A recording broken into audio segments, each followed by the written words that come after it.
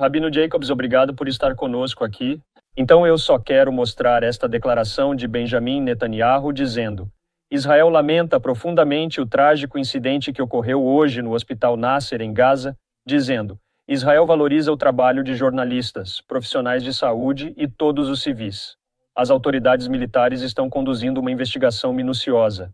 Nossa guerra é contra os terroristas do Hamas. Nossos objetivos justos são derrotar o Hamas e trazer nossos reféns de volta para casa. Você e eu conversamos tanto sobre, equivalência moral nesta guerra, quem detém o patamar moral mais elevado. Como Israel pode manter o patamar moral mais elevado se erros como esse acontecem?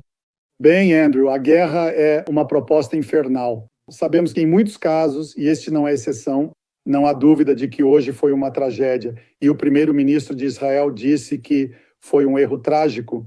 Eu digo que é simplesmente uma tragédia humana. E se você tem coração e consciência, isso te machuca. E ainda assim, ao mesmo tempo, essa guerra continua e um grande grupo de israelenses estará nas ruas amanhã protestando mais uma vez. Há um acordo de reféns supostamente sobre a mesa para Israel aceitar ou rejeitar.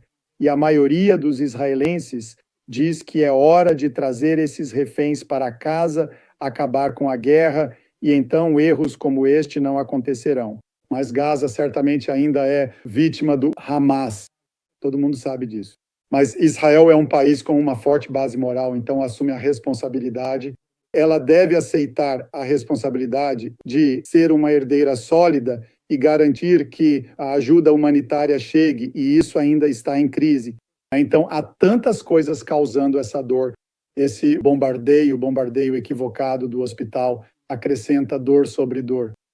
Eu sei que as FDI e Israel têm realizado essas investigações ao longo desta guerra. Como elas geralmente são? Nós sabemos? Bem, já houve investigações antes.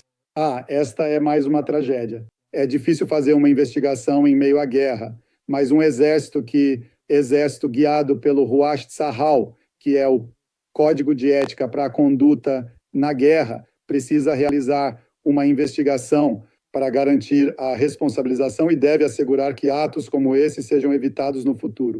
Se você pensar, Andrew, por um momento sobre a duração desta guerra, estamos chegando a 2 anos e o primeiro-ministro anunciou que já na próxima semana 60 mil reservistas adicionais serão convocados para iniciar a ocupação da cidade de Gaza, que é uma das áreas mais populosas da faixa de Gaza, numa tentativa de pressionar o Hamas a vir para a mesa de negociações e fechar um acordo crível sobre os reféns ou, de alguma forma, eliminar o Hamas de todos os cantos da faixa de Gaza.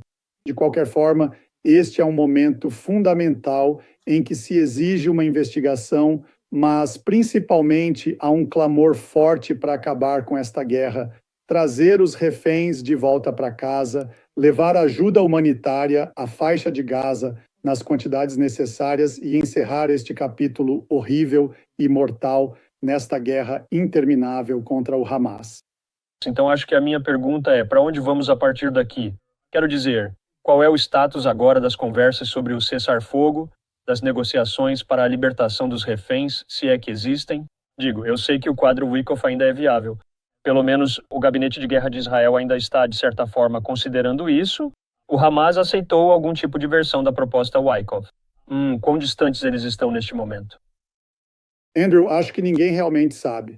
Se alguém sabe, não está falando. Está claro que o quadro Wickoff, que na verdade remonta de certa forma ao quadro Biden, que consiste em um cessar-fogo, trazer para casa o maior número possível de reféns, Israel tem mantido que precisa trazer todos os reféns de volta para casa. Há 10 vivos. O presidente dos Estados Unidos disse que há mais alguns que morreram. Não sabemos isso com certeza, mas o que sabemos é que o tempo está se esgotando para esses reféns. Eu estive lá algumas semanas atrás, me encontrei com quem havia sido libertado, conversei com muitas famílias, reféns que ainda estão em Gaza, e eles estão literalmente sem esperança. Seus entes queridos estão se agarrando por um fio, e por isso não há muito tempo para ficar esperando e, torcendo por isso. Este é um momento de ação. Os israelenses estão exigindo essa ação. As famílias dos reféns estão no centro dessa exigência. E eu acredito que o primeiro-ministro tem tantas coisas pesando sobre ele. Ele tem a ala direita dizendo, sabe, se você não continuar e capturar todos os combatentes do Hamas, eles vão sair do governo. Benny Gantz, que é membro da oposição, disse: eu trarei meu partido e outros para compensar aqueles que possam sair. Precisamos trazer esses reféns de volta para casa. Então, há muitos movimentos sendo considerados, mas eu acho que a sensação predominante é que o tempo se esgotou para esses reféns. É hora de responsabilizar o Hamas. Eles poderiam ter acabado com esta guerra, quase 2 anos atrás. Eles não acabaram, mas é aqui que estamos. E este é um momento que exige liderança corajosa. Eu rezo para que o governo israelense tenha essa liderança corajosa. Não tenho confiança de que o Hamas terá e precisamos que o presidente do Zeguá continue exercendo a pressão certa, porque ele disse que em 2 ou 3 semanas isso estará resolvido. Ele tem a capacidade de fazer isso acontecer. Se ele pressionar de verdade, eu espero que o faça. Por fim, Rabino, você e eu falamos sobre antissemitismo, infelizmente, com tanta frequência. Falando sobre membros do governo Trump, o embaixador dele na França, Charles Kushner, escreveu um artigo de opinião e uma carta ao presidente francês Emmanuel Macron, basicamente dizendo a Macron para ser mais rigoroso em relação ao antissemitismo na França. Ele foi convocado pelas autoridades francesas lá. Isso é uma espécie de linguagem diplomática para dizer que você está tendo problemas com o país anfitrião. O que você achou da atitude de Kushner? Você achou que foi justificado? Você acha que precisava ser dito?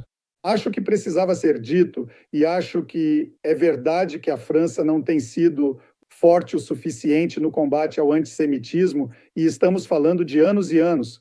De certa forma, eles estão um pouco à frente da América do Norte na quantidade de antissemitismo mortal que é monitorado, e isso não vai mudar apenas, sabe, com uma declaração sobre o reconhecimento do Estado palestino. Isso exige uma abordagem de todo o governo e a comunidade judaica merece estar segura, protegida, não apenas receber retórica.